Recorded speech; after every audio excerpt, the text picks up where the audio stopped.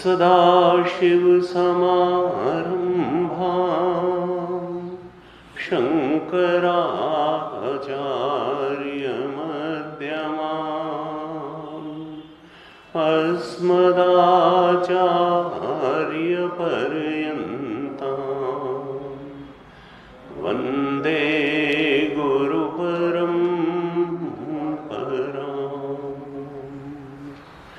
अज्ञानतिमिरान्धस्य ज्ञानाञ्जनशलाकया चक्षुरुन्मीलितं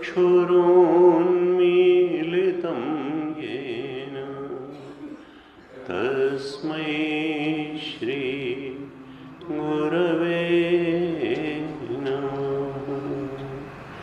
तस्मै श्री गुरवे नमः।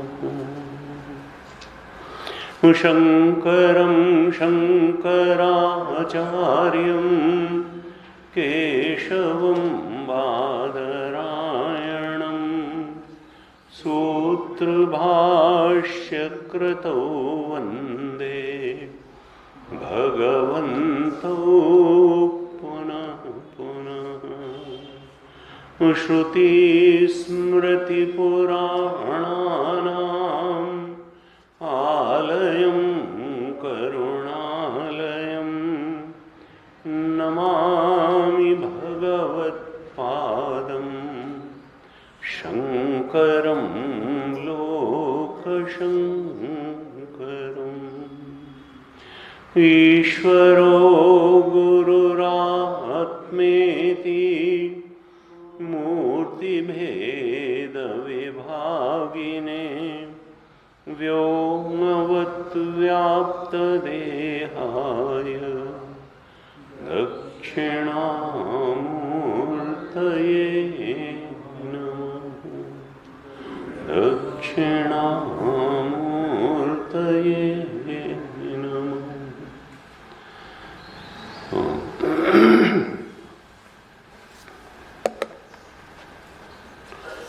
ब्रह्मसूत्र के चौथे सूत्र पर चर्चा चल रही है। दीर्घ भाष्य चौथे सूत्र पर भगवान शंकराचार्य ने लिखा है और हम करीब करीब आधे भाष्य पर हमने चर्चा की है, पूरी करने वाले।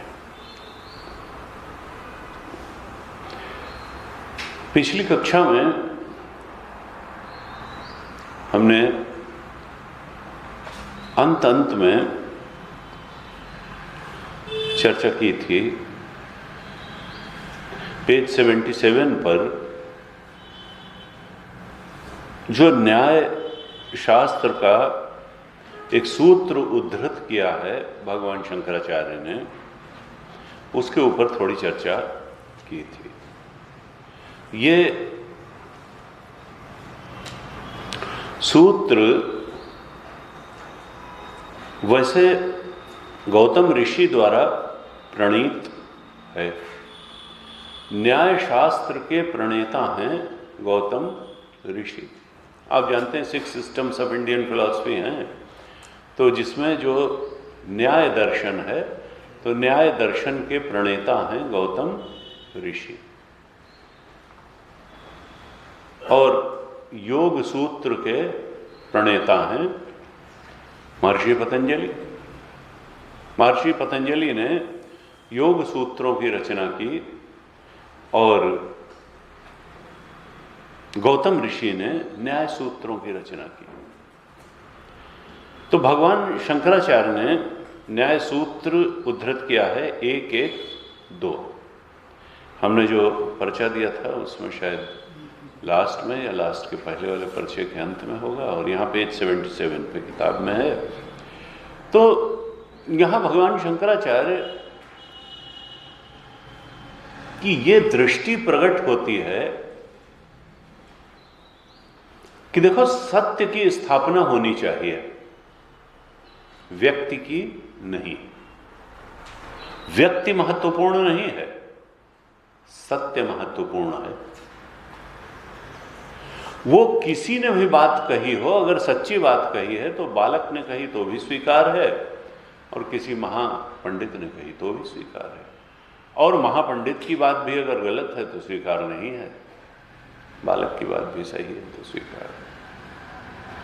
तो कोई मत के प्रति भगवान शंकराचार्य का आग्रह नहीं है कि हमने कही है तो ये बात ठीक होगी, और न्याय सूत्र में अगर ये बात कही गई है तो हम उसको नहीं मानेंगे, पतंजलि भगवान महाराज ने कही है तो हमारे लिए वो मान्य नहीं। ऐसा कुछ नहीं। दर्शन का आग्रह नहीं है, सत्य का आग्रह है, मत का आग्रह नहीं है। यहां अपने ही मत की पुष्टि के संदर्भ में न्याय सूत्र भगवान शंकराचार्य ने अपने भाष्य में उद्धृत किया।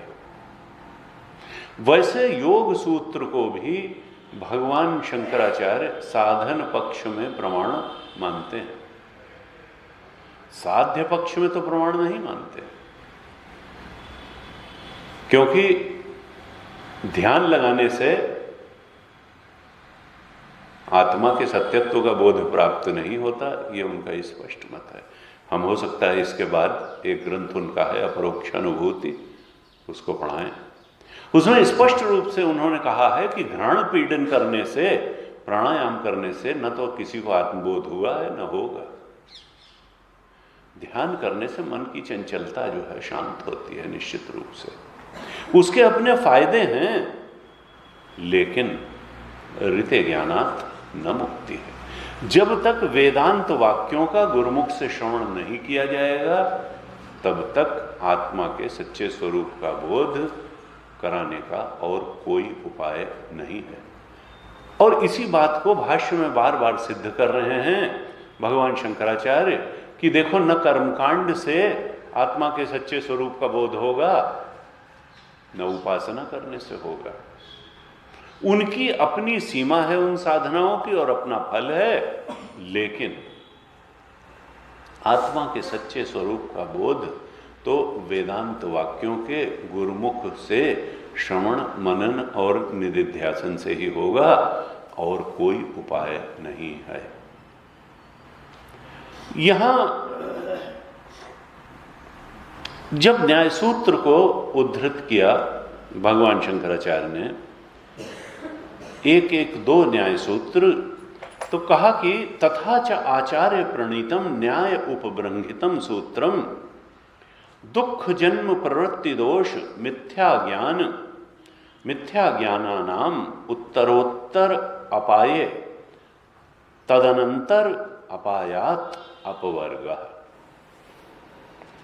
ये 5 चीजें गौतम ऋषि ने न्याय सूत्र में बताई। दुख, जन्म, प्रवृत्ति, दोष और मिथ्या ज्ञान। और कहा कि देखो ये जो 5 चीजें हैं, दुख, जन्म, प्रवृत्ति, दोष और मिथ्या ज्ञान, इनमें बाद वाले के नाश से पूर्व वाले का नाश होता है। अर्थात ये जो 5 चीजें हैं, दुख, जन्म, प्रवृत्ति, दोष और मिथ्या ज्ञान, इनमें बाद वाला, सबसे बाद का क्या है? मिथ्या ज्ञान। उत्तरोत्तर अपाये तद अनंतर अपायात अपवर्ग। अपवर्ग का मतलब है मोक्ष। मोक्ष की प्राप्ति कैसे होगी? बाद वाले के नाश से पूर्व वाले का नाश हो जाएगा, और जब 5 का नाश हो जाएगा तो वही मोक्ष की स्थिति बनेगी।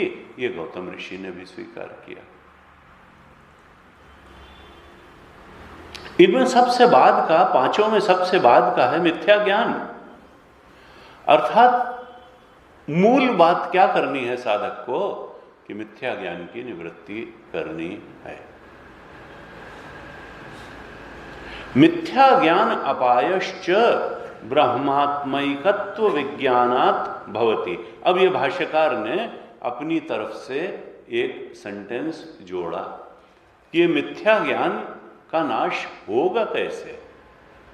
तो भाष्यकार कहते हैं कि देखो, तर्क करने से नहीं होगा, ध्यान करने से भी नहीं होगा, पूजा करने से भी नहीं होगा, और कर्मकांड से भी, बहुत सारा सकाम या निष्काम कर्म करने से भी नहीं होगा। ये जो मिथ्या ज्ञान है, इसका अपाय केवल ब्रह्मात्मैकत्व विज्ञानात् भवति। मिथ्या ज्ञान अपायः च ब्रह्मात्मैकत्व विज्ञानात् भवति। ब्रह्म और आत्मा के एकत्व के ज्ञान से ही मिथ्या ज्ञान का नाश हो सकता है, और मिथ्या ज्ञान के नाश का कोई उपाय नहीं है। ये मिथ्या ज्ञान है क्या? हाँ, मिथ्या ज्ञान क्या है? हम हैं तो शुद्ध चेतन, हम हैं शुद्ध चेतन, और यह शुद्ध चेतन एक है, अखंड है और सर्वव्यापक है, अर्थात ब्रह्म है। अयम आत्मा ब्रह्म। ये जिस चेतन की हम अपने अंदर अनुभूति कर रहे हैं, ये तो शुद्ध चेतन है, लेकिन हमने इसको मिथ्या ज्ञान के कारण जीव के रूप में स्वीकार कर रखा है। हम हैं, ये चेतन है तो ब्रह्मस्वरूप, लेकिन मिथ्या ज्ञान क्या है कि उस ब्रह्म चेतन को हमने जीव चेतन स्वीकार कर लिया। यही मिथ्या ज्ञान है। इस मिथ्या ज्ञान की जब तक निवृत्ति नहीं होगी, तब तक मोक्ष का जो प्रारंभिक बात है, 5 में जो अंतिम बात है, वो जाने वाली है नहीं। जब तक इस जीव भाव की निवृत्ति नहीं होगी, इस चेतन जिसको हम अपने अंदर मैं करके अनुभव कर रहे हैं, इसके शुद्ध स्वरूप की जब तक अनुभूति नहीं होगी, अर्थात जो मिथ्या ज्ञान के कारण हमने इसको जीव मान रखा है, इस जीवत्व की निवृत्ति नहीं होगी। इस शुद्ध चेतन के ब्रह्म स्वरूप का ज्ञान न हो करके हम उसको जीव, बुद्धि में कैद चेतन, बुद्धि से तादात्म्य किया हुआ चेतन, या कभी शरीर से तादात्म्य किया हुआ चेतन, और तमाम सामाजिक उपाधियों से तादात्म्य किया हुआ चेतन मान करके बैठे हैं। जब तक उपाधि मुक्त शुद्ध चेतन का ज्ञान हमको नहीं होगा, और वो है जब सारी उपाधियों से ये चेतन मुक्त होगा, तो ये ब्रह्म स्वरूप ही निकलेगा। ये इस सृष्टि का एकमात्र सत्य निकलेगा, एकमात्र अधिष्ठान निकलेगा, और एकमात्र प्रकाशक निकलेगा। भाष्यकार कहते हैं, मिथ्या ज्ञान अपायश्च ब्रह्मात्मैक कत्व विज्ञानात् भवति। इस मिथ्या ज्ञान का अपाय आत्मा की ब्रह्मता के ज्ञान से ही हो सकता है। मिथ्या ज्ञान के नाश का एकमात्र उपाय है ब्रह्मात्मैक्य बोध। जब इस मिथ्या ज्ञान अर्थात चेतन में जो जीव भाव की हमने मिथ्या स्वीकृति करके रखी हुई है, इस जीव भाव की स्वीकृति, इसकी निवृत्ति होगी, नाश होगा, तो इससे फिर दोष का भी नाश होगा। क्योंकि जो इसमें चौथे नंबर की चीज थी, 5वें नंबर पर बताया मिथ्या ज्ञान न्याय सूत्र में, चौथे नंबर पर बताया दोष। ये दोष क्या है? कहा राग और द्वेष, यही दोष हैं। यही मूल दो दोष मनुष्य के जीवन में हैं। और मुक्ति होनी किससे है? पहली चीज से। इन 5 में जो पहली चीज बताई थी वो बताई थी दुख। दुख, जन्म, प्रवृत्ति, दोष, मिथ्या ज्ञान, ये 5 चीजें इस श्रृंखला में बताई थी। अर्थात मूल में क्या है कि दुख की निवृत्ति। ठीक है, लोग कहेंगे हमें मोक्ष नहीं चाहिए, हम जैसे हैं बहुत अच्छे हैं, लेकिन दुख से निवृत्ति चाहिए, दुख से मोक्ष चाहिए। हाँ, दुख से तो मुक्ति चाहिए। तो फिर दुख से मुक्ति कब तक नहीं होगी? कहा जब तक मिथ्या ज्ञान की निवृत्ति नहीं होगी। मिथ्या ज्ञान की निवृत्ति होने से ही दोष अर्थात राग और द्वेष की निवृत्ति होगी। उसके पहले हम थोड़ा थोड़ा उपाय अवश्य कर सकते हैं, लेकिन राग और द्वेष पूरी तरह से जाएंगे नहीं। और ये मूल दोष है, राग और द्वेष। जब राग और द्वेष जाएंगे, मिथ्या ज्ञान जाएगा, तो प्रवृत्ति, क्योंकि राग और द्वेष के कारण ही प्रवृत्ति होती है। किसमें प्रवृत्ति होती है? कर्म में प्रवृत्ति होती है। कर्म कैसा है? कर्म का 2 ही रूप हो सकता है, या तो धर्मानुसारी होगा और या अधर्मानुसारी होगा। कर्म या तो धर्म रूप होगा या अधर्म रूप होगा। जब हमने एक बार मिथ्या ज्ञान के कारण चेतन को जीव के रूप में स्वीकार कर लिया, तो फिर राग और द्वेष में फंसे बिना हम रह नहीं सकते। और राग और द्वेष जब होगा तो जिस प्राणी पदार्थ परिस्थिति से राग होगा उसको पाने की कामना होगी, और जिससे द्वेष होगा उससे दूर भागने की कामना होगी। ये राग और द्वेष कर्म में उतार ही देंगे। अगर हम अपने मन की समता बनाए रख पाए, राग और द्वेष को थोड़ा नियंत्रण में रख पाए, तब धर्मानुसारी आचरण करके उस प्राणी पदार्थ परिस्थिति को पाने की कोशिश करेंगे। और अगर राग द्वेष नियंत्रित न रह पाए, तब अधर्मानुसारी आचरण करके भी हम अपनी अनुकूल इच्छित प्राणी पदार्थ परिस्थिति को पाने का प्रयास करेंगे। अर्थात जीवत्व की मूल स्वीकृति, अज्ञान मिथ्या ज्ञान के कारण एक बार जीवत्व की स्वीकृति हुई तो राग द्वेष आएंगे। राग द्वेष आएंगे तो कर्म अर्थात धर्म अधर्म में प्रवृत्ति होगी ही होगी। और फिर क्या होगा कि काल अपना पाश लेकर के आकर के खड़ा हो जाएगा, लेकिन न तो हमारे राग पूरे होंगे न द्वेष पूरे होंगे, प्रवृत्ति पूरी ही नहीं होगी। लगे अभी तो ये करना था, ये करना था, ये करना था।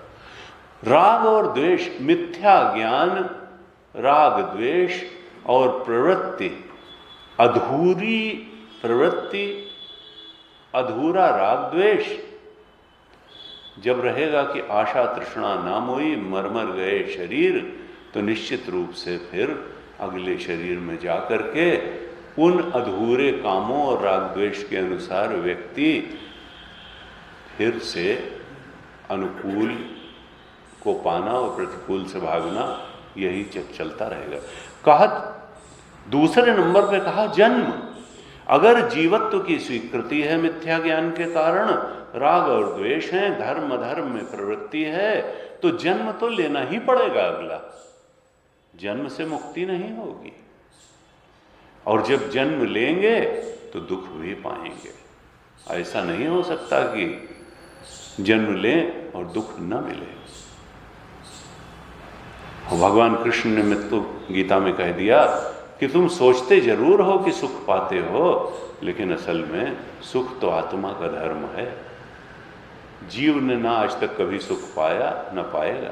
वो इस गलत फहमी में रहता है कि हमने सुख पा लिया। अनित्यम असुखम लोकम इमं प्राप्य भजस्व माम। ये लोक अनित्य ही नहीं है, असुखम भी है। यहाँ के सारे सुखों के पीछे या तो दुख की करेंसी चुका करके वो सुख पाया जाता है, या बाद में दुख झेलना पड़ता है। यहाँ कोई सुख ऐसा नहीं है जो निखालित सुख हो और जो जहाँ दुख न खड़ा हो। ये जन्म का है। माम उपेत्य तो कौन्तेय पुनर्जन्म न विद्यते। इसीलिए मुक्ति की बात कही जाती है। क्यों? क्योंकि ये दुखालयम अशाश्वतम है। जो बार बार जन्म लेना हीन योनियों में, मनुष्य योनियों में या उच्च योनियों में, जहां पर भी जन्म लेना, ये तो दुख का कारण है। शास्त्र बार बार कहते हैं, तुम्हें लगता है कि सुख का कारण है। ये तो दुखालयम अशाश्वतम है, ये अनित्यम असुखम है। इसलिए मुक्ति कोई ऑप्शनल नहीं है। मुक्ति हमारे हृदय की गहरी से गहरी चाह है। हम निगेटिविटी से तो मुक्ति चाहते ही हैं और सोचते हैं पॉजिटिविटी एकदम मिलती चली जाए, लेकिन ये लोक का धर्म नहीं है। तो यहाँ पर भगवान शंकराचार्य ने 5 चीजें न्याय सूत्र, गौतम ऋषि का सूत्र उद्धृत करके कही कि देखो, जो बात मैं कह रहा हूं वही गौतम ऋषि भी कह रहे हैं कि दुख जन्म प्रवृत्ति दोष मिथ्या ज्ञानानाम उत्तरोत्तर अपाये तदनंतर अपायात अपवर्ग। उनके दर्शन में भी अपवर्ग या मोक्ष की प्राप्ति के लिए पहले मिथ्या ज्ञान की निवृत्ति होनी चाहिए, जिससे राग द्वेष रूपी दोषों की निवृत्ति होगी, जिससे धर्म अधर्म रूपी प्रवृत्ति की निवृत्ति होगी, जिससे फिर शरीर धारण नहीं करोगे, पुनरपि जन्म पुनरपि मरणम की निवृत्ति होगी और फिर दुख की भी निवृत्ति हो जाएगी। यही 5 चीजें। तो 77 पेज पे अंत में ये जो सूत्र उद्धृत किया न्याय सूत्र भगवान शंकराचार्य ने, लेकिन फिर अपना मत दिया कि देखो, केवल तर्क करने से मिथ्या ज्ञान की निवृत्ति नहीं होगी। साफ लिखा, मिथ्या ज्ञान अपायः च ब्रह्मात्मैकत्व विज्ञानात् भवति। इस मिथ्या ज्ञान अर्थात इस चेतन में जो जीव भाव की स्वीकृति हम करके बैठे हैं, इसकी निवृत्ति केवल और केवल इस आत्मा के ब्रह्मत्व के बोध से ही होगी। इसी से मिथ्या ज्ञान की निवृत्ति होगी, जिससे राग द्वेष की निवृत्ति होगी, जिससे धर्म धर्म रूप प्रवृत्ति की निवृत्ति होगी, जिससे फिर जन्म नहीं लेना पड़ेगा। माम उपैत्य, तुम आत्मा के ब्रह्मत्व को उपलब्ध हो जाओगे। तो गीता ने कहा पुनर्जन्म न विद्यते, जन्म फिर नहीं लेना पड़ेगा, जिससे दुख की निवृत्ति हो जाएगी। ऐसे ये, और देखिए यही बात करीब करीब पतंजलि महाराज ने भी कही थी।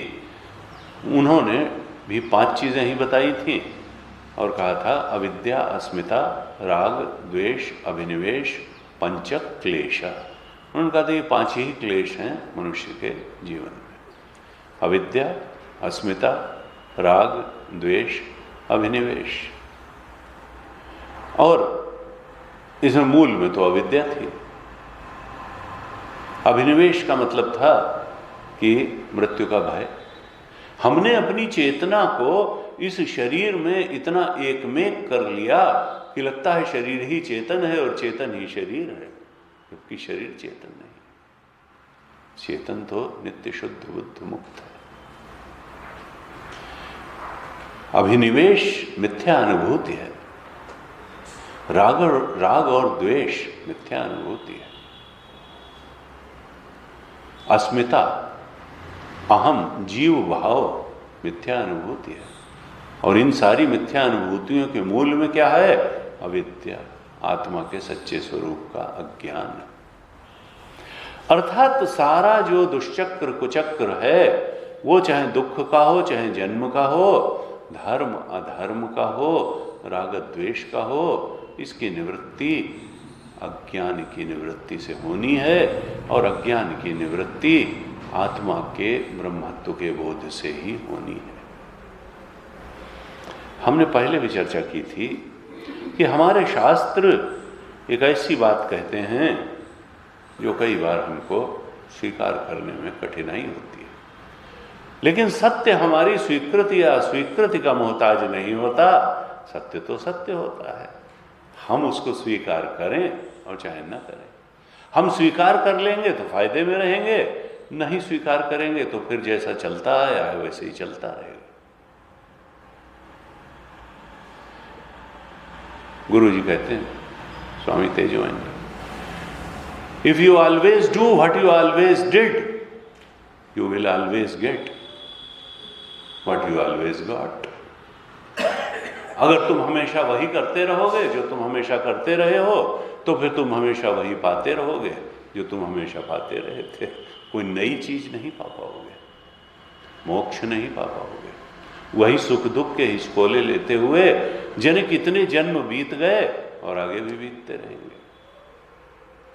इसलिए शास्त्र आह्वान करते हैं कि देखो, जिस बात को तुम नहीं जानते हो, नहीं समझ पाते हो, तो कम से कम श्रद्धा करके ही मान लो, बाद में समझ में भी आ जाएगी। श्रद्धा मान लभते ज्ञानम तत्पर संयतेन्द्रिया ज्ञानम लब्ध्वा पराम शांतिम। तुम पराम शांतिम को अभी तक उपलब्ध नहीं हुए हो। तुमने शांति की फुरहरी फुहारों को ही जाना है, परम शांति को नहीं जाना, परम सुख को नहीं जाना, ब्रह्म सुख को नहीं जाना। ज्ञानम लब्ध्वा पराम शांति, वो ज्ञान से ही प्राप्त हो सकता है और तत्काल प्राप्त होगा। इधर अज्ञान की निवृत्ति हुई और उधर परम शांति और परम सुख की प्राप्ति हुई। अचिरेण, बीच में कोई गैप नहीं है, तत्काल प्राप्ति होगी उसकी। मिथ्या ज्ञान की निवृत्ति होना अत्यंत आवश्यक। अब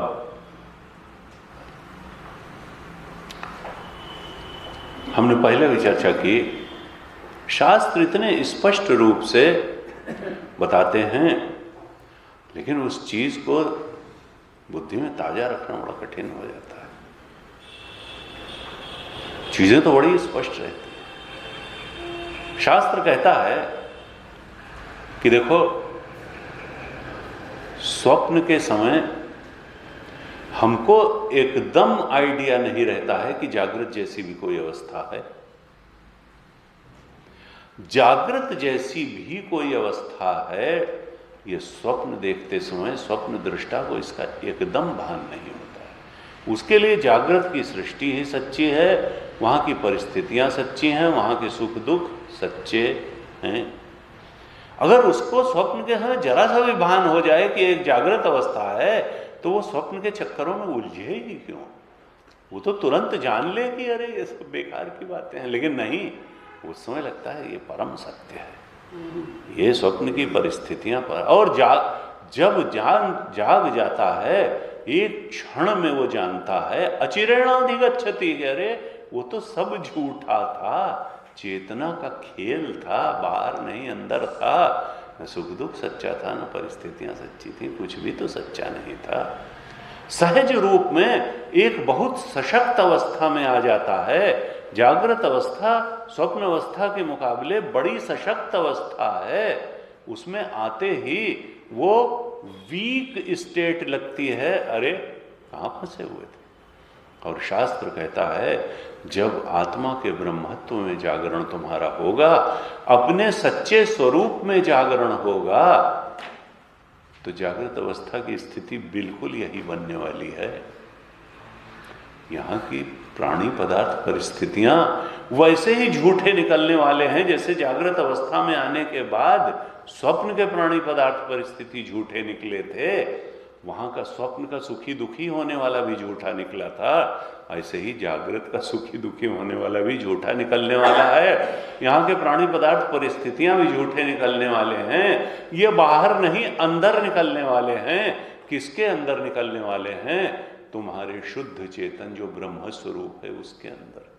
और निकलने वाले ही नहीं हैं, मिथ्या निकलने वाले हैं। दे हार्डली एग्जिस्ट। जैसे स्वप्न के प्राणी पदार्थ परिस्थितियां सुख दुख जागने के बाद, सशक्त अवस्था में जाने के बाद मालूम पड़ा कि दे हार्डली एग्जिस्टेड। न तो उनका कोई रियल एग्जिस्टेंस था, ना अनरियल एग्जिस्टेंस था, उनका तो एग्जिस्टेंस ही नहीं था। एग्जिस्टेंस तो क्या था? जागृत का था। ऐसे ही जब आत्मा के ब्रह्मत्व में जागरण होने जा रहा है, मिथ्या ज्ञान की जीवत्व की निवृत्ति, तो मालूम पड़ेगा कि अरे ये जो जागृत अवस्था जिसको हम बहुत सशक्त अवस्था मान के बैठे थे, इससे तो बहुत ज्यादा सशक्त अवस्था हमारे ब्रह्म स्वरूप की अवस्था थी, और वही सच्ची थी, और वही आनंददायक थी, और वही प्रकाशक थी, और वही सब कुछ का अधिष्ठान था। और जो अध्यस्त था वो वैसा ही झूठा था जैसा स्वप्न झूठा था। न अध्यस्त सत्य था, न प्रकाश्य सत्य था। जो इसका प्रकाशक था तीनों अवस्थाओं का, हमारा आत्मा सच्चा वही था, प्रकाशक ही सच्चा था। और जो अधिष्ठान चेतन था, जो हमारा ही आत्मा ब्रह्म स्वरूप था, सच्चा तो केवल और केवल वही था। प्रकाश्य सच्चा नहीं था, अध्यस्त सच्चा नहीं था, प्रकाशक और अधिष्ठान हमारा शुद्ध चेतन ब्रह्म स्वरूप वही सच्चा था। वही सच्चा ही नहीं था, वही चेतन भी था और वही आनंद स्वरूप भी था। इस बोध के होते ही फिर कहीं पर परेशान। लेकिन अगर हम इसको जागृत में रहते हुए कल्पना के रूप में करते हैं तब परेशानी होती है, तब डिस्टरबेंस खड़ा होता है, तब बुद्धि भ्रमित होती है। इसलिए कहते हैं कि भाई देखो, कल्पना नहीं करनी है, बोध प्रमा बनानी है। निश्चित ज्ञान धीरे धीरे बार बार श्रवण मनन और निधिध्यासन करते हुए इस सत्य का बोध दृढ़ निश्चय करना है कि सत्य यही है। अगर हम कल्पना करेंगे तो डिस्टर्ब हो जाएंगे, फिर पागलपन हो सकता है। फिर हो सकता है कि हम हैं तो जागृत में, लेकिन हम जागृत को सच्चा नहीं मान रहे हैं। फिर हमने एक काल्पनिक अवस्था को सच्चा मानना शुरू कर दिया, फिर विसंगतियां खड़ी हो जाएंगी। कभी सच्चा मानेंगे, कभी झूठा मानेंगे। लेकिन अब चूंकि सच्चाई तो यही है, इसलिए उसको छोड़ा भी नहीं जा सकता है। तो ऋषियों ने कहा, बृहदारण्यक में याज्ञवल्क्य ने कहा, आत्मा वारे देखो, देखने लायक है तो आत्मा ही है, आत्मा का ब्रह्मत्व ही है। और इसको देखने के लिए तरीका है श्रवण मनन निधिध्यासन। आत्मा वारे द्रष्टव्य, श्रोतव्य, मंतव्य, निधिध्यासितव्य। इस ज्ञान को प्राप्त करो, श्रवण करो, उस पर मनन करो, बार बार मनन करो, और फिर मेडिटेट करके उसको अपना बना लो। और अनेक अनेक लोग उस ब्रह्मबोध को उपलब्ध हुए, उस ज्ञान दृष्टि को उपलब्ध हुए, जिनकी ब्रह्म दृष्टि स्थिर हो गई। शास्त्र का आह्वान है, ब्रह्मसूत्र का आह्वान है। भगवान शंकराचार्य चाहते हैं कि यह ब्रह्म दृष्टि साधक के जीवन में स्थिर हो जाए। अब इसके लिए शुद्ध अंतःकरण की बहुत आवश्यकता है, शुद्धतम अंतःकरण की आवश्यकता है। गुरु कृपा की, ईश्वर कृपा की, शास्त्र कृपा की, और सबसे बढ़कर के आत्म कृपा की आवश्यकता है। हम अपना प्रयास पूरा करें, प्रकृति हजार हजार तरह से हमारी मदद करने के लिए तैयार खड़ी रहती है। ईश्वर की कृपा मिलती ही है, सद्गुरु भी प्राप्त होता है, सदशास्त्र की का अनुग्रह भी प्राप्त हो जाता है। लेकिन हम आगे बढ़ें।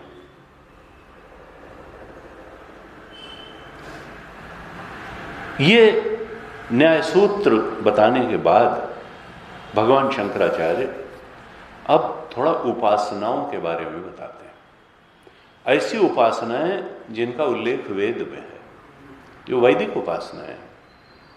इन उपासनाओं का अपना फल है और अपना तरीका है, अपनी प्रक्रिया है। लेकिन प्रारंभ में ही थोड़ा आगाह कर देते हैं, सावधान कर देते हैं साधक को कि देखो, मिथ्या ज्ञान अपायश्च ब्रह्मात्मैकत्व विज्ञानात् भवति।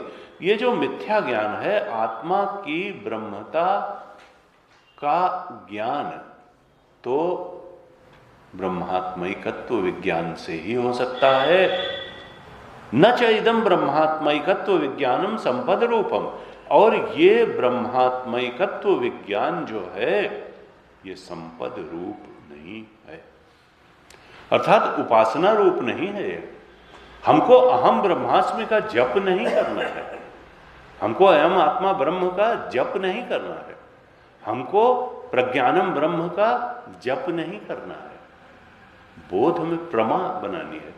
एक निश्चित प्रमा का मतलब है ऐसी, देखिए प्रमा जो है वो बदली नहीं जा सकती है। अगर हमने एक बार जान लिया कि अग्नि उष्ण है और अग्नि जला देती है छूने पे, तो ये प्रमा है। अग्नि देवता है कि नहीं है, इस बारे में शंका हो सकती है, इस बारे में मतभेद भी हो सकता है। लेकिन प्रमा को हम चाहें भी तो बदल नहीं सकते। एक बार अगर ये जान लिया कि ये आत्मा ब्रह्म है, तो फिर ये आत्मा जीव है, इस बात को हम चाहें तो भी ला नहीं सकते जीवन में। एक बार जब सत्य का ज्ञान हो जाता है, तो मिथ्या ज्ञान उस पर प्रभावी कभी हो ही नहीं सकता है। एक बार अगर सच्चाई का ज्ञान हो गया, तो वो ज्ञान हमेशा खड़ा हो जाएगा कि सच्ची बात यह है, और तुम पहले जो मानते थे वो झूठी बात थी। सच्ची बात जानने के बाद झूठ उसके सामने कभी खड़ा ही नहीं हो सकता। प्रमा बनने के बाद, परम सत्य के बारे में सत्य दृष्टि बनने के बाद, मिथ्या दृष्टि का कहीं कोई अस्तित्व ही नहीं रह जाएगा, वो एकदम प्रभावी नहीं हो पाएगी। इसलिए प्रमा को बदला नहीं जा सकता है, जबकि उपासना बदली जा सकती है। ऐसे ऐसे लोग होते हैं कि 10 साल उपासना करी, 5 साल उपासना करी, फिर कहा ये तो फलवती ही नहीं होती, हटाओ भगवान, ये जो है कुछ फल देते नहीं है, बदलो पद्धति। प्रमा को बदला नहीं जा सकता है।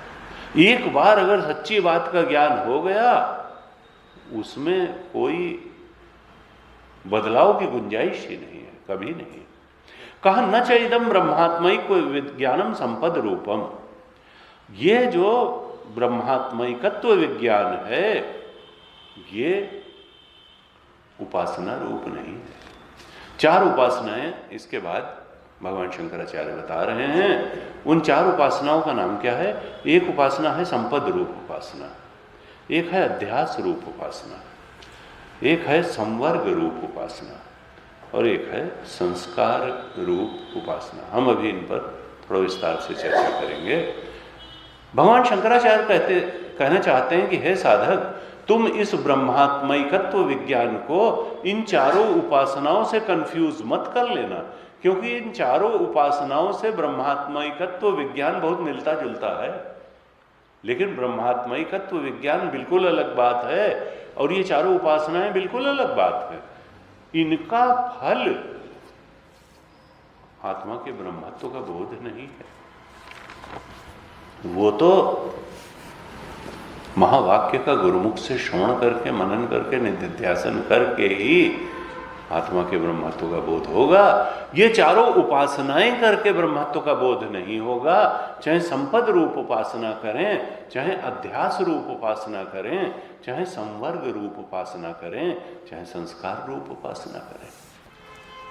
थोड़ा सा भगवान शंकराचार्य बताते हैं कि ये 4 उपासनाएं हैं क्या। सबसे पहले संपद रूप उपासना बताते हैं। बृहदारण्यक की श्रुति कोट करते हैं पेज 78 पे, यथा अनंतम वै मनः अनंता विश्वे देवाः अनंतम एव सतेन लोकम जयति इति। बृहदारण्यक की श्रुति कोट की, क्योंकि सब वैदिक उपासनाएं हैं और वैदिक उपासनाएं तो मनुष्य के कल्याण के लिए ही, इनका एक उद्देश्य है। बृहदारण्यक की श्रुति कहती है अनंतम वै मनः, मन की वृत्तियां अनंत हैं। मन क्या है? वृत्ति रूप ही तो है मन। अभी ये वृत्ति है, अभी मित्र की आई, शत्रु की आई, बाजार की आई, दफ्तर की आई, कॉलेज की आई, बचपन की आई, कहीं तो मनो अनंतम वही मनः, ये जो मनो की वृत्तियां हैं, मन की वृत्तियां हैं, ये अनंत हैं। और अनंता विश्वे देवा, और जो विश्वे देव हैं ये भी अनंत है। विश्वरूप देव, देखिए उपासना की बात चल रही है। विश्व देव कहा मन की वृत्तियां अनंत हैं, और उसी तरह जैसे मन की वृत्तियों में अनंतता है, उसी तरह इस विश्व में भी अनंतता है। पृथ्वी के कण कोई गिन नहीं सकता है, पृथ्वी के कण अनंत हैं। जल की बूंदें अनंत हैं, अग्नि की चिंगारियां अनंत हैं, वायु का विस्तार भी अनंत है। इतना अनंत है कि जिसको जान नहीं सकते, तभी तो अनंत कहा। बुद्धि तो सीमित को ही जान पाती है। पृथ्वी के कण अनंत हैं, जल की बूंदें अनंत हैं, अग्नि की चिंगारियां अनंत हैं, वायु का विस्तार अनंत है। ऐसे ही मन की वृत्तियां भी अनंत हैं। और इन सारी अनंतताओं के पीछे एक देव बैठा है, द्योतनाथ देवा, एक चेतन बैठा है, एक ईश्वरी शक्ति बैठी है, ईश्वर बैठा है, एक देव बैठा है। और उपासना में क्या, ये अनंतताएं किसकी हैं? उसी देव की हैं, उसी से ये अनंतताएं हैं। ये सब अनंतताएं ये उस देव की अनंतताएं हैं। चाहे मन की वृत्तियों रूप अनंतताएं हों, पृथ्वी के कण रूपी आग की चिंगारियां, जल की बूंदें, वायु का विस्तार, इस सब के पीछे एक देव बैठा हुआ है। ये अनंतताएं उस देव की हैं, और उस देव का नाम है विश्वे देव। ये सारा विश्व उस देव का मानव प्रकटीकरण है। वो विश्वे देव हमारे उपास्य हैं। जैसे अलग अलग देवता भी हैं। जल के हर कण में जैसे वरुण देव का वास है, हम मानते हैं। अग्नि की हर चिंगारी में अग्नि देव का वास है। वायु में पवन देव का वास है। ऐसे ही मन की हर वृत्ति में विश्व देव बैठे हुए हैं, ऐसा अनुभव करना। ये मन की वृत्तियों का आधार लेकर के विश्व देव की उपासना बन जाएगी। कहा यथा अनंतम वै मनः अनंता विश्वे देवाः अनंतम एव सतेन लोकम जयति। फलश्रुति भी बताई बृहदारण्यक उपनिषद में कि जिस प्रकार मनोवृत्तियां अनंत हैं, ऐसे ही विश्व देवा भी अनंत हैं। इसी साम्य को लेकर के जो मनोवृत्ति में विश्व देव रूप उपासना बताई, उसी को कहते हैं संपद उपासना। और जो मन की वृत्तियों का आधार लेकर के उसमें विश्व देव की उपासना करता है, करने में समर्थ हो जाता है, तो फलश्रुति बताई सतेन लोकम जयंती। अनंतम एव सतेन, वो अनंत लोकों पर विजय प्राप्त कर लेता है। सतेन लोकम जयंती। क्या कहना चाहते हैं कि देखो, तुम मन की वृत्तियों को आधार बना लो विश्वदेव की उपासना का।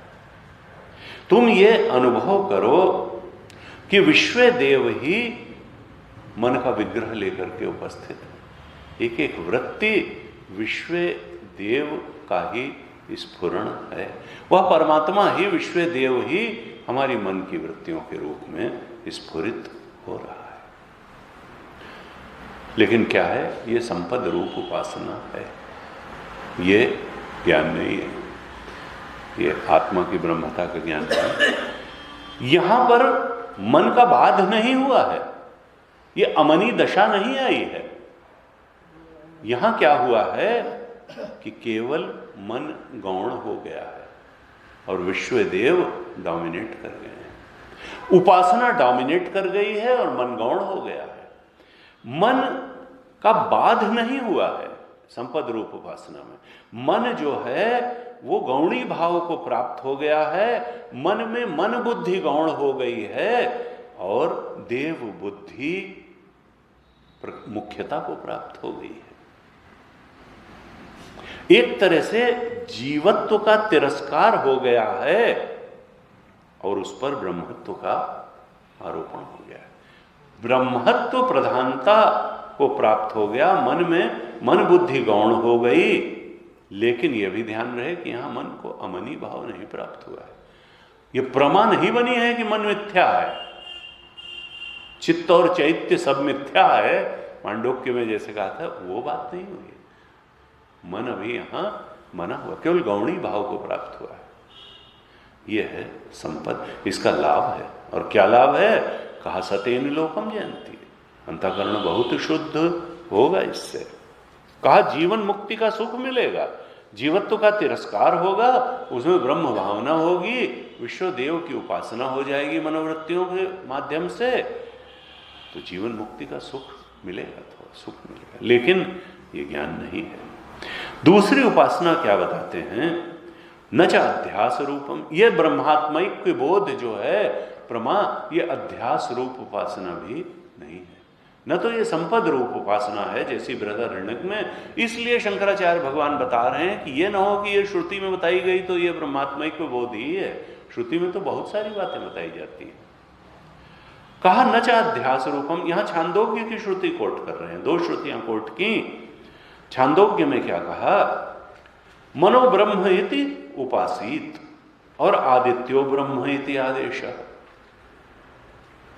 छांदोग्य उपनिषद में कहा कि हे साधक, तुम इस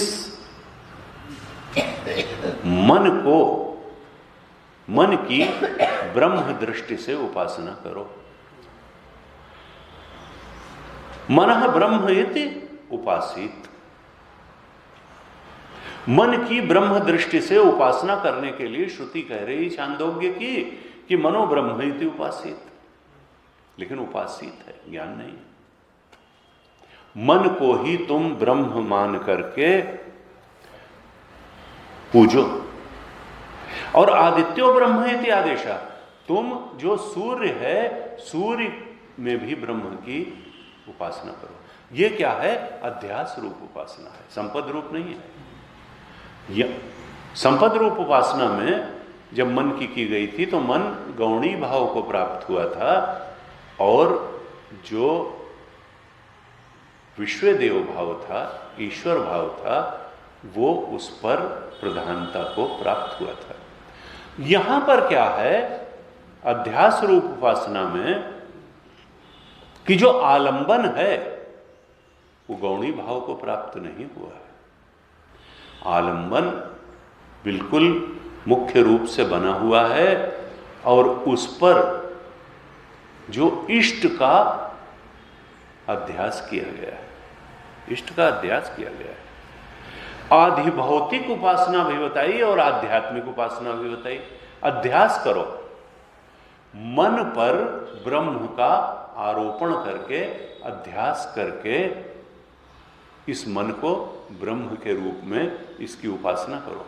ये सूर्य भगवान दिखाई दे रहे हैं, ये सूर्य आग का गोला नहीं है, ये ब्रह्म का इस पर आरोपण करके, अध्यास करके आदित्यो ब्रह्म इति आदेश। श्रुति, छांदोग्य श्रुति ने कहा इस आदित्य की तुम ब्रह्म रूप से उपासना करो, अध्यास करो। देखिए हमारे यहाँ अध्यास रूप उपासनाएं बहुत प्रचलित हैं। जैसे शालिग्राम में विष्णु बुद्धि करके शालिग्राम की विष्णु रूप में उपासना करना, नर्मदेश्वर में शिव बुद्धि करके नर्मदेश्वर की उपासना करना। यहां पर क्या है कि आलंबन गौण नहीं होता है। शालिग्राम हमको विष्णु का स्मरण कराते हैं, लेकिन यह भी है कि शालिग्राम विष्णु ही हैं। यह भी एक है, गौण नहीं हुए। जो नर्मदेश्वर हैं वो शिव ही हैं। शिवलिंग को हम शिव ही मानते हैं। ऐसा नहीं है कि उसमें शिवलिंग में कोई हीन बुद्धि हो जाती है कि नहीं नहीं, इनके माध्यम से जो वो होंगे, जो शंकर जी जो सांप लपेटे होंगे, वो गंगा निकल रही हो, वो असली नहीं। नहीं, गौणी भाव नहीं, यही है, ये भगवत रूप है, गौणी भाव नहीं हुआ है। शालिग्राम से विष्णु का स्मरण जरूर होता है, लेकिन शालिग्राम भी मुख्यता को प्राप्त रहते हैं और हम उनकी बिल्कुल भगवत बुद्धि से ही उपासना करते हैं। हम ये मानते हैं कि शालिग्राम साक्षात नारायण है, और ये है अध्यास रूप उपासना। इसी को प्रतीकोपासना भी कहते हैं। जब हम मूर्ति की उपासना करते हैं तो वो भी प्रतीकोपासना है, लेकिन हम उसको देवता मान के ही उपासना करते हैं। यह नहीं कि देवता कहीं कुछ और है, यह देवता का ही स्वरूप है। लेकिन ऐसा क्यों है?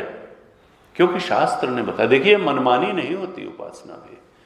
ऐसा नहीं है कि हम शालिग्राम में शंकर जी की बुद्धि करके उपासना करना शुरू, तब मनमानी होगी, तब ये मनमानी होगी, ये उपासना नहीं बनेगी। शास्त्र के अनुसार ये होती है उपासना।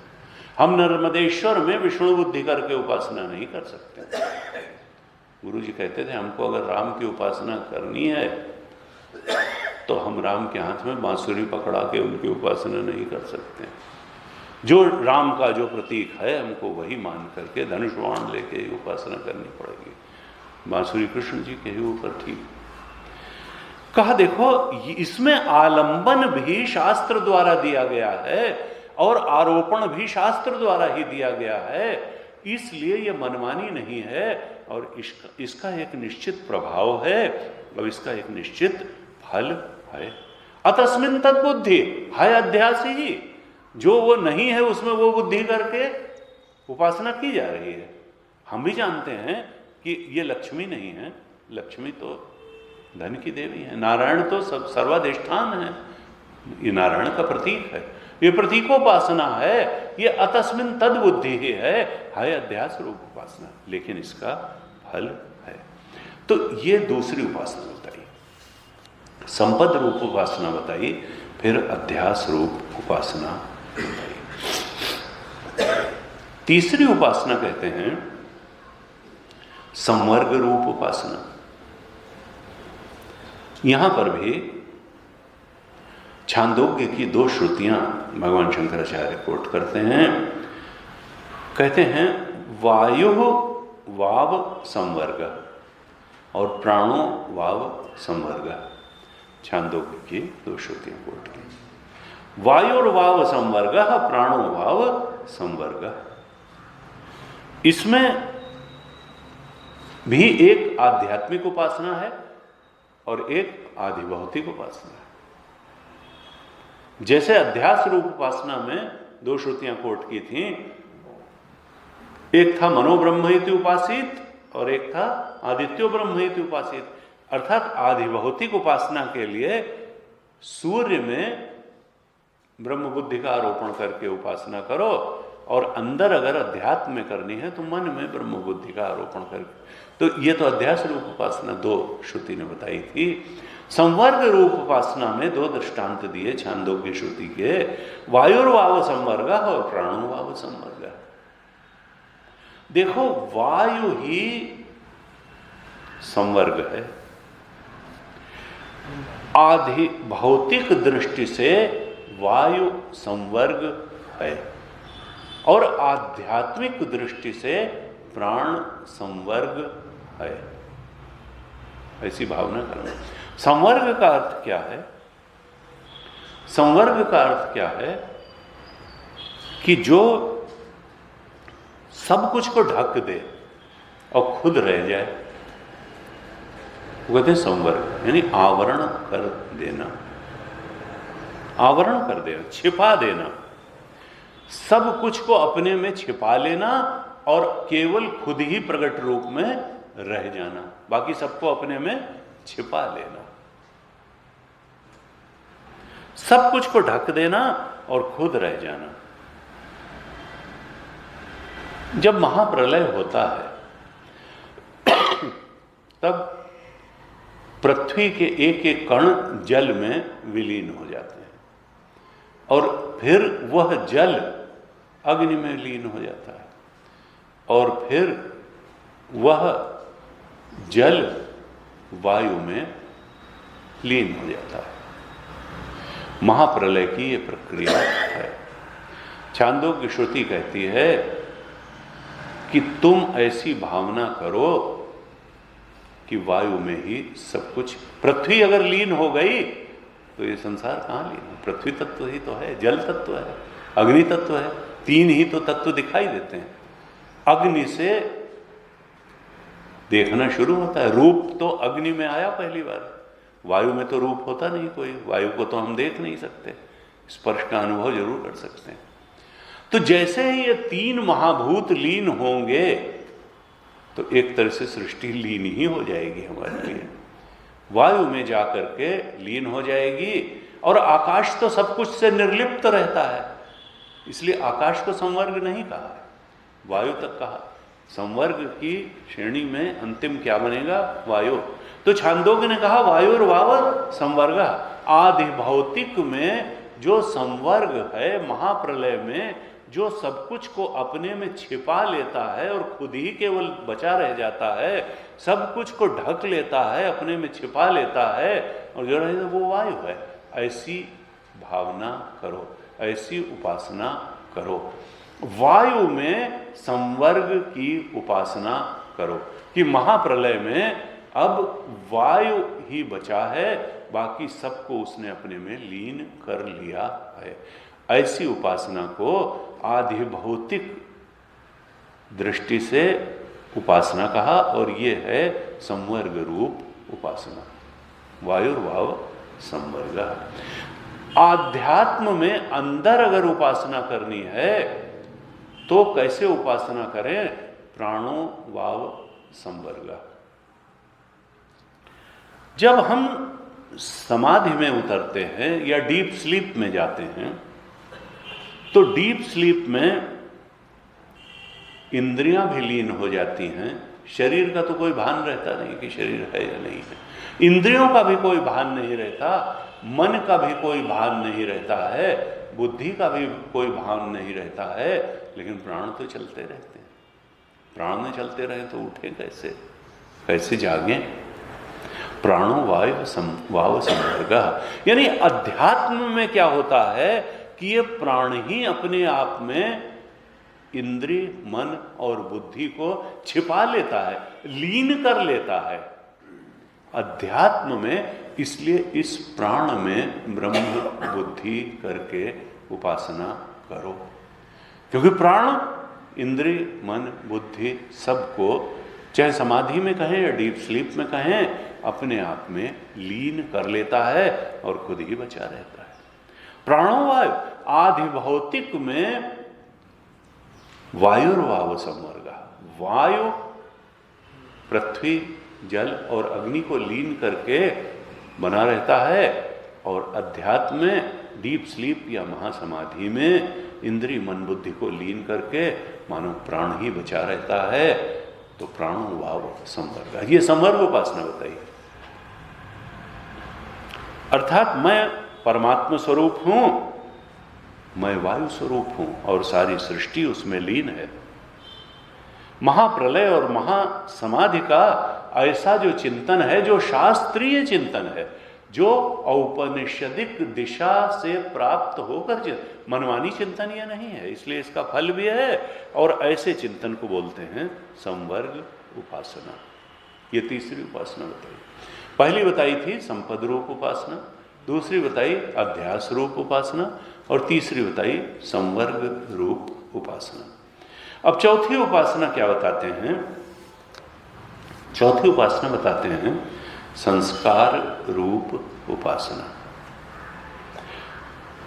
कहते हैं न अपि आज्यावेक्षण आदि कर्मवत कर्मांग संस्कार रूपम।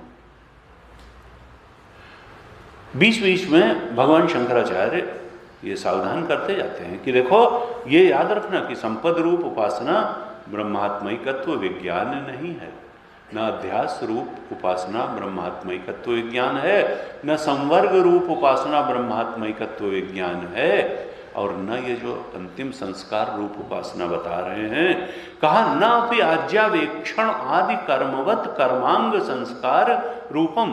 कर्मांग संस्कार रूप जो आज्यावेक्षण आदि उपासना का रूप है, ये भी ब्रह्मात्मैकत्व बोध नहीं है। ये आज्यावेक्षण रूप संस्कार रूप जो उपासना बताई, ये क्या है? ऐसा कहते हैं कि कुछ यज्ञ, एक होता है दर्श पूर्ण मास याग। दर्श पूर्ण मास याग, अब देखिए हमने पहले भी चर्चा की कि जो धर्मशास्त्र है उसमें वेद ही प्रमाण है, उसमें मनमानी नहीं चलेगी, युक्ति नहीं चलेगी। वहां जैसा शास्त्र में बताया है वैसा करना पड़ेगा, वैसे ईंटें लानी पड़ेंगी, वैसी संविधा डालनी पड़ेगी, वैसे मंत्र बोलना पड़ेगा, फिर उसका वैसा फल आएगा। हमने जरा भी अपनी युक्ति अगर लगाई तो फिर दिक्कत खड़ी हो जाएगी, फिर वो फल नहीं आएगा। तो कर्मांग संस्कार रूप उपासना क्या है?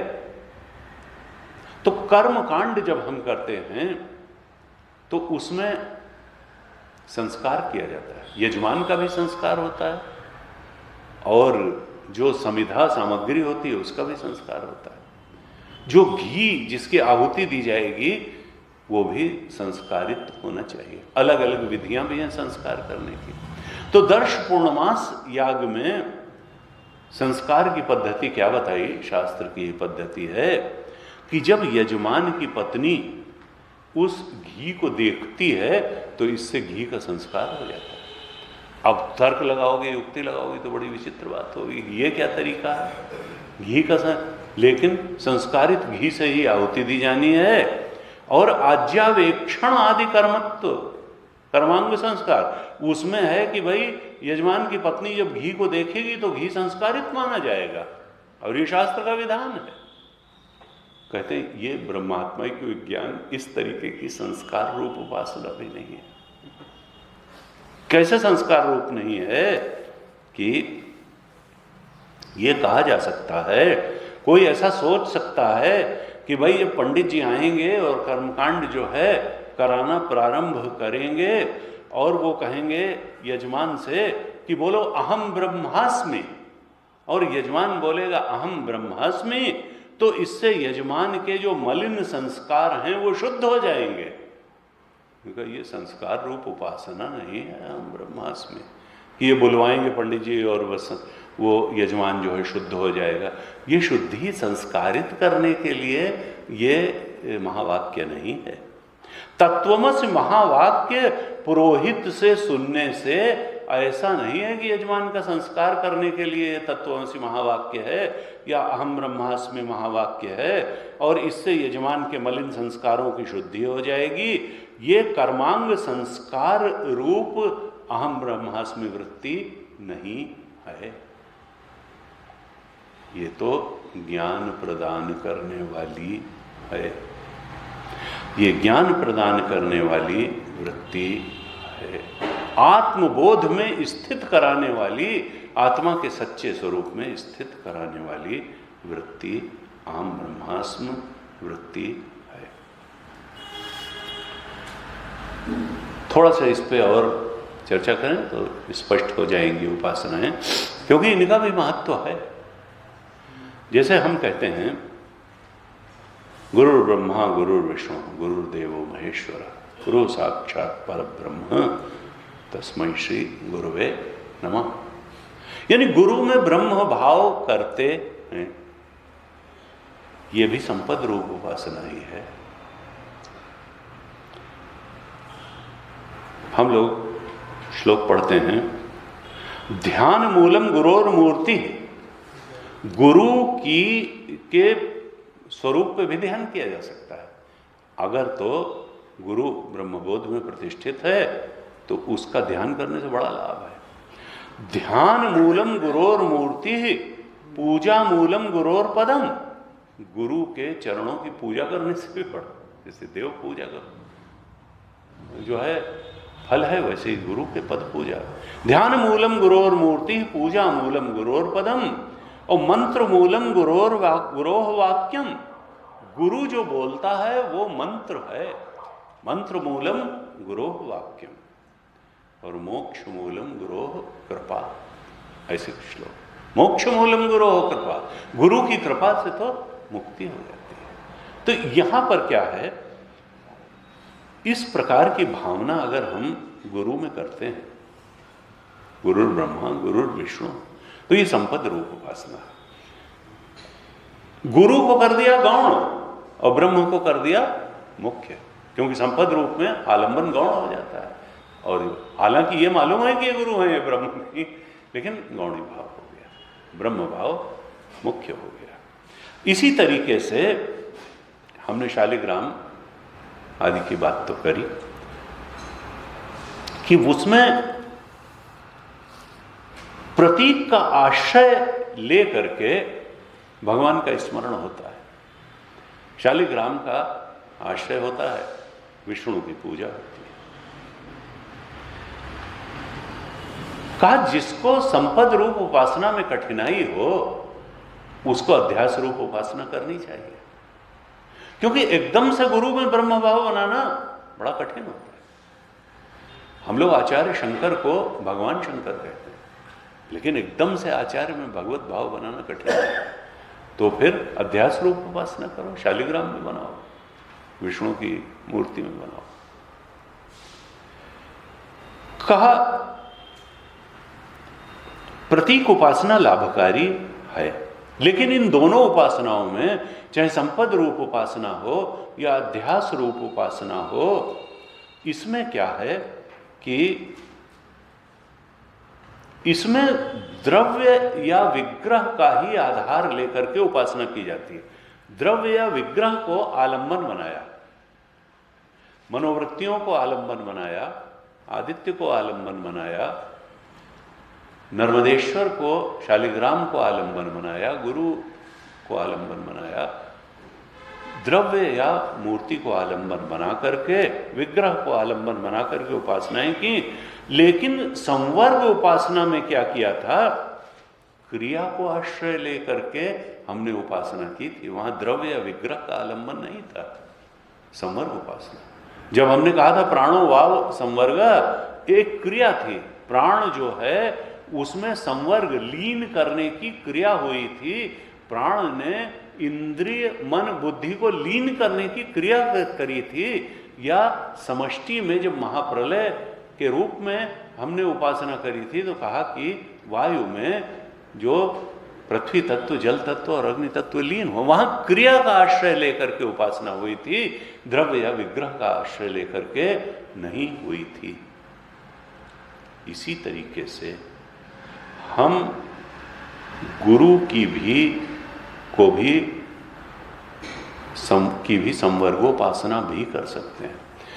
गुरु की क्रिया का आश्रय लेकर के भी उसमें ब्रह्म बुद्धि बना करके गुरु को भी संवर्गोपासना का आलंबन लेकर के संवर्गोपासना कर सकते हैं, क्योंकि गुरु क्या करता है, जैसे ब्रह्मा जी सृष्टि करते हैं वैसे ही सद्गुरु भी हमारे अंदर एक साधक की सृष्टि करते हैं, एक साधक का सृजन कर देते हैं। वही साधक का सृजन करते हैं, वही साधक का पोषण करते हैं और वही दुर्गुणों का संहार भी कर देते हैं। सृजन करता भी वही है, पोषण करता भी वही है और संहार करता भी वही है। वही साधक के लिए ब्रह्मा है, वही विष्णु है और वही महेश है। वही साधक को उत्पन्न करते हैं, सृजन करते हैं, वही उसको पोषण देते हैं अपने उपदेशों के माध्यम से, बाधाओं का हरण करके वही दुर्गुणों का संहार कर देते हैं और अंत में दुर्गुणों ही क्या, जीवत्व का भी संहार कर देते हैं। और इस तरीके से जब जीवत्व का भी संहार कर देते हैं तब तो गुरु साक्षात परब्रह्म तस्मै श्री गुरुवे नमः, तब तो परब्रह्म ही है, क्योंकि जीवत्व का ही संहार कर दिया उन्होंने। साधक का सृजन किया, साधक को पोषण दिया, साधना में आगे बढ़ाया, दुर्गुणों का संहार कर दिया, अंततः जीवत्व का भी संहार कर दिया। इसलिए गुरु और ब्रह्म में अंतर क्या है? ईश्वरो गुरुरात्मेति मूर्ति भेद विभागिने व्योम व्याप्त देहाय दक्षिणामूर्तये नमः। वो तो परब्रह्म ही है। कहा इस प्रकार से श्वेताश्वतर उपनिषद में कहा कि देखो, गुरु में मनुष्य बुद्धि होना अपराध है। यस्य देवे पराभक्ति यथा देवे तथा गुरु। जैसे भगवान में भगवत बुद्धि होती है और उनकी पराभक्ति की जाती है, ऐसे ही गुरु में भी भगवत बुद्धि और पराभक्ति होनी चाहिए। तब फिर गुरु साधक का सृजन भी कर देंगे, पोषण भी देंगे और दुर्गुण और जीवत्व का नाश भी कर देंगे। ऐसे कहा कि देखो, ये जो उपासनाएं हैं, चाहे अध्यास संपद रूप उपासना हो, अध्यास रूप उपासना हो, संवर्ग उपासना हो या संस्कार रूप उपासना हो, असल में चारों में एक बात कॉमन क्या है? वो है अहम में ब्रह्मता का ध्यान। इस जीवत्व में, जीव में, अहम में ब्रह्मता का ध्यान करना। संपद रूप उपासना में इस अहम में अहम का तिरस्कार करके ब्रह्म भावना की जाती है। अध्यास रूप उपासना में जीव में ब्रह्म का अध्यास करके उपासना की जाती है। संवर्गोपासना में ब्रह्म में अहम का लय करके उपासना की जाती है कि ब्रह्म ही बचा, अहम का लय हो गया, लय ना ढक लिया। और संस्कार रूप उपासना में अहम में ब्रह्म का संस्कार करके उपासना है। तो अहम को में ब्रह्मता का ध्यान, मूल बात यही, अहम में ब्रह्मता का ध्यान। और गुरु जी कहते थे कि देखो, अहम में ब्रह्म भाव बनाना ये कोई सेल्फ हिप्नोटिज्म नहीं है, ये हेल्यूसिनेशन भी नहीं है। क्यों? क्योंकि ये उपासनाएं शास्त्रजन्य हैं, अविद्याजन्य नहीं है। ये अविद्याजन्य बुद्धि से निकली हुई उपासनाएं नहीं हैं, ये श्रुति द्वारा बताई गई उपासनाएं हैं। ये अविद्याजन्य नहीं है, ये शास्त्रजन्य हैं, ये श्रुतिजन्य उपासनाएं हैं। इसलिए इनको सेल्फ हिप्नोटिज्म नहीं कहा जा सकता, इनको हेल्यूसिनेशन नहीं कहा जा सकता। यहां आलंबन भी शास्त्र द्वारा ही दिया गया है और जिसका आरोपण करना है, आरोप्य भी शास्त्र द्वारा ही दिया गया है। कहा ये उपासना जो है ये शास्त्र के अनुसार ही हो सकती है, मनमानी नहीं हो सकती हैं। उपासना का बड़ा लाभ है। उपासना से व्यक्ति को ऐश्वर्य की अनुभूति होती है, समाधिशीलता जीवन में आती है, सन्मार्ग में अच्छी कर्म में प्रवृत्ति होती है और सुख भी प्राप्त होता है, शांति प्राप्त होती है। लेकिन ये भी तय है कि ये जो उपासनाएं हैं ये पुरुष तंत्र हैं।